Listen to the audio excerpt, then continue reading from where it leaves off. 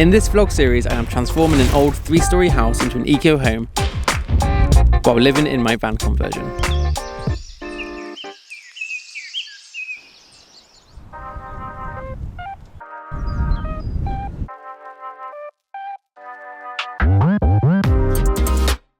Up on the roof, and it's time to put in the first of like the roof hooks, the things that will support the rails for the solar panels. To do that, I knew I'd have to do it, is basically rip up some of the tiles.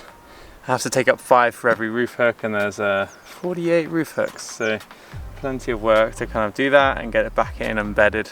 Yeah, there wasn't really much option. I had to finish the roof before we went away, and I also knew that I'd have to put in solar panels, but until I had that stuff I didn't really know how it would have to be. So it's basically like just one of those things where you gotta do it knowing that you're gonna have to undo a little bit. But that's fine. Just gonna get started and try and work out what I can pull out and how easy it is and where to put them.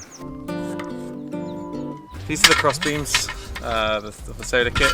They come with these spacers, which typically you wouldn't have. Well, we're putting like 3 spacers in. You typically wouldn't need to. It's for like the expansion, but it was really expensive to get the really long lengths shipped from England, so they cut them down and gave me some more spacers. A lot of people were very suspicious of the spray foam technique under the tiles. They thought it was like a bodge job. That's actually how they do it here, and you see because the roof's quite a shallow angle. Typically they wouldn't even put any glue on it. It would just sit in these beams and they just stay there for a very long time. Or they maybe put a bit of cement around the edge ones. But these are actually really quite hard to get out.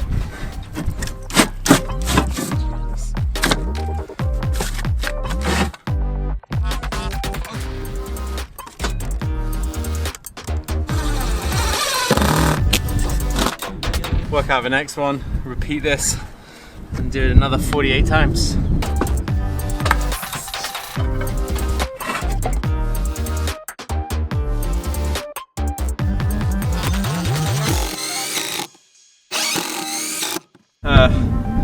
Yeah, it's just going to be tedious to do a 48.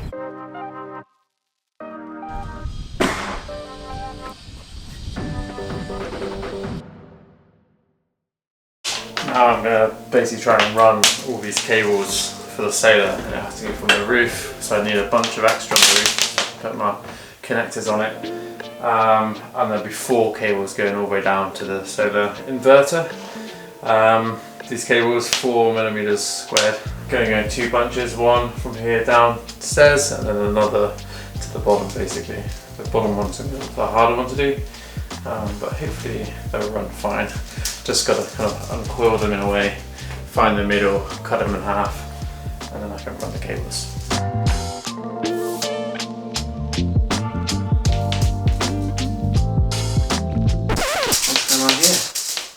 These are the solar cables, but they've got to be cut in half, and I don't want to pull them out because if they're too spiral, it'd be really hard to get them down the conduit. Right, so you're like flaking them? Basically, yeah.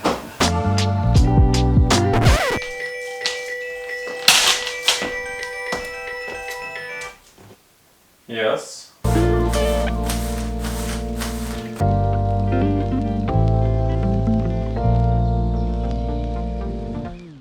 So we're getting the solar panels on. I pulled the rails on yesterday. For every bracket you have to rip up like 6 tiles. It's a real pain in the ass, and you break some because the foam is so strong. So there's 24 brackets. So there's a lot of tiles you have to rip up.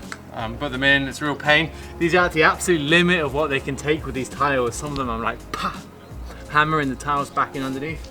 But they're on and they're straightish. And now I put in the panels and we aligned them to the edge of the roof. The roof is actually the only square thing in the whole house. So it's super square, so now we're just gonna one at a time put them together.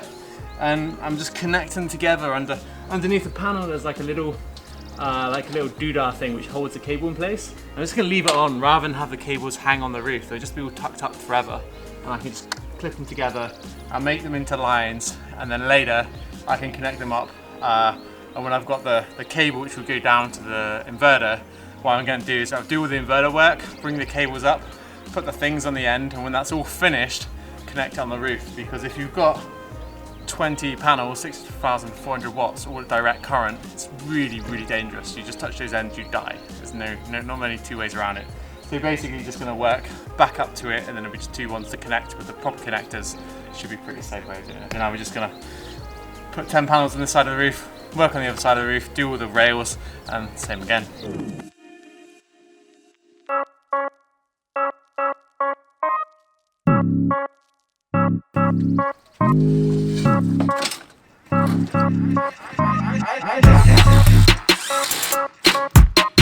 This is Cisco's beta. Walk on 2 always, and you don't break the tiles. Walk on 1, you can break them.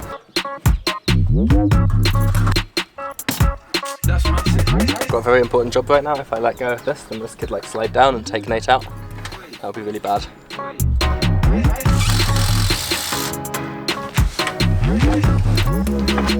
What's the next bit? Onto the roof. I'm a solar panel. Special guest of this Nate Math Adventure Show episode is... The solar panel! Hello! I make energy from the sun!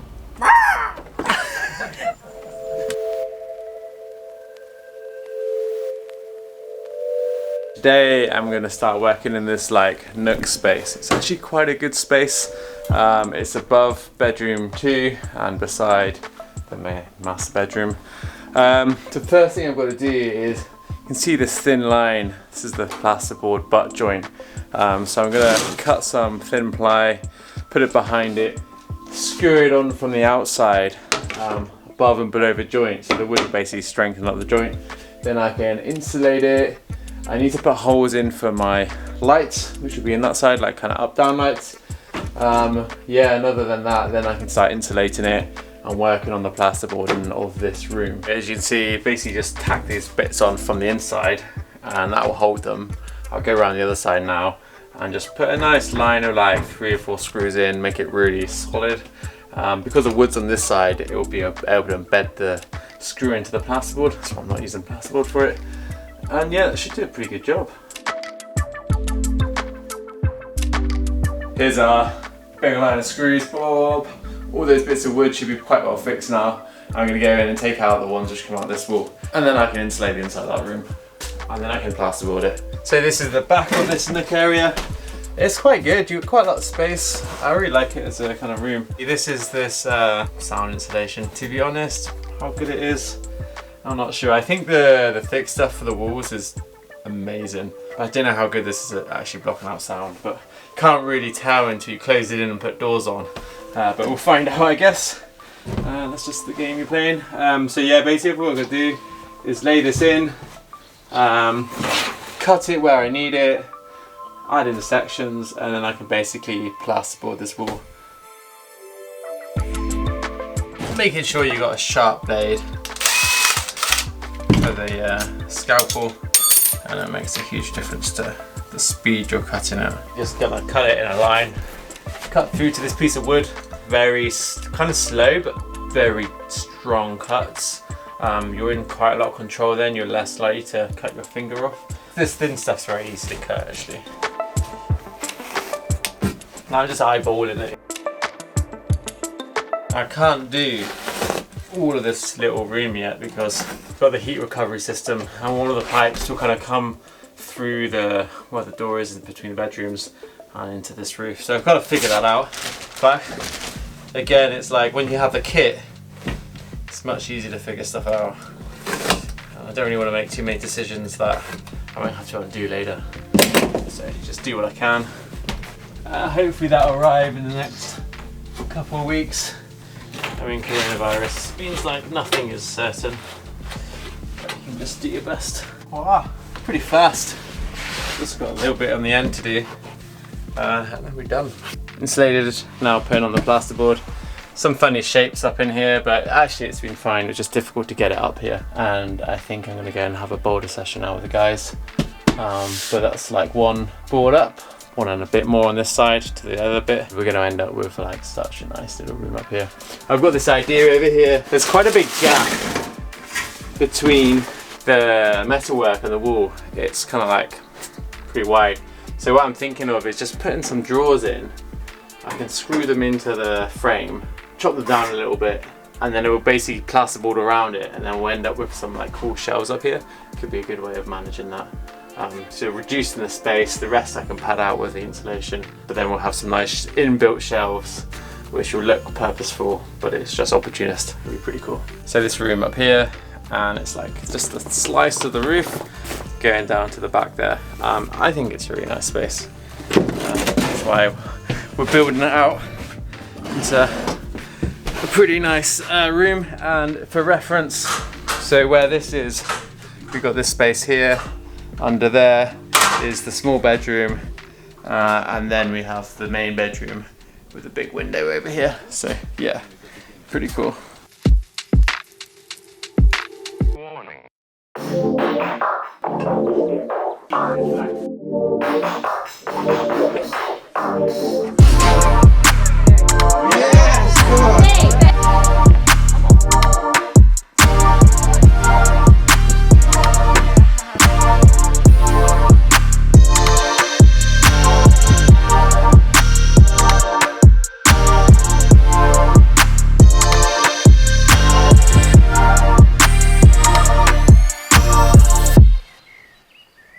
This is the other drawer. I think I might put it horizontally.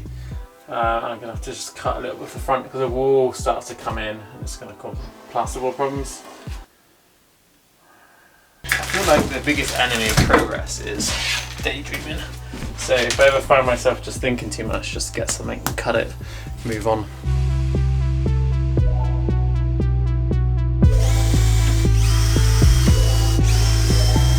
Now I'm cutting up the insulation, just packing it in tight basically, just give it what it needs. Then I finish that, then I can start plasterboarding it. A little bit of a faff, but it's going to be fine. So like funny shapes obviously. I mean, one way is potentially just to try and do like a big piece, like the diagonal shape, and then just find the boxes and just chop them out. We'll see.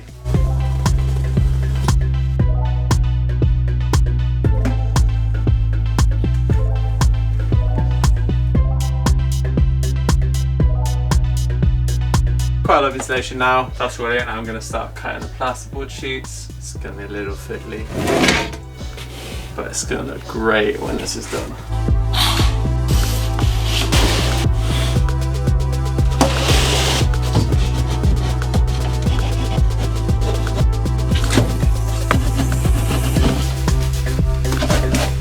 Actually sort of works.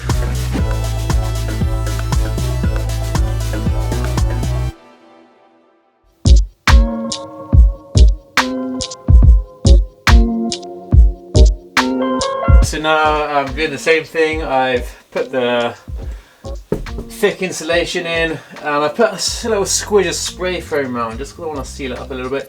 And then now I've got to cut these funny shapes. They kind of, because the wall goes diagonally against the beams, it gets slightly bigger.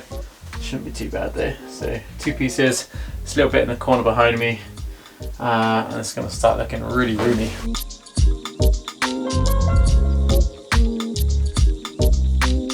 Now I've got this side in, I'm going to screw the other end in. I'm going to do these and then have a tea break.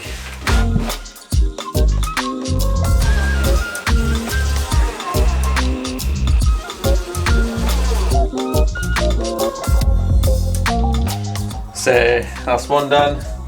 Do the other one, a little bit in the corner, and basically this whole room is plasterboard and insulated. It's pretty cool. As you can see, if I hadn't taken those metal bits out behind, it would have been really hard to get it in. So now I can go behind it, put the metal strips back in, and then start screwing it up. I'll probably lift it a little bit off the ground. There's a little bit more of a gap here than I want, but pretty good.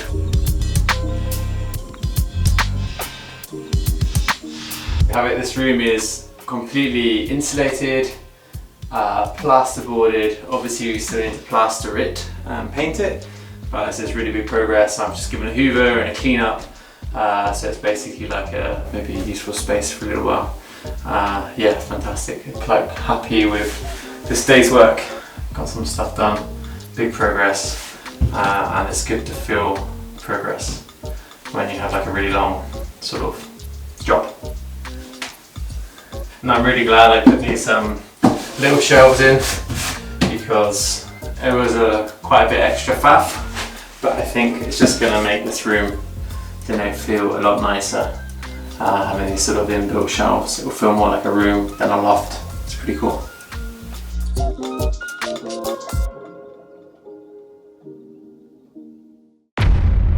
I've just finished the wiring upstairs. So today is a bit of a rainy day outside and I'm going to do my setup for the solar.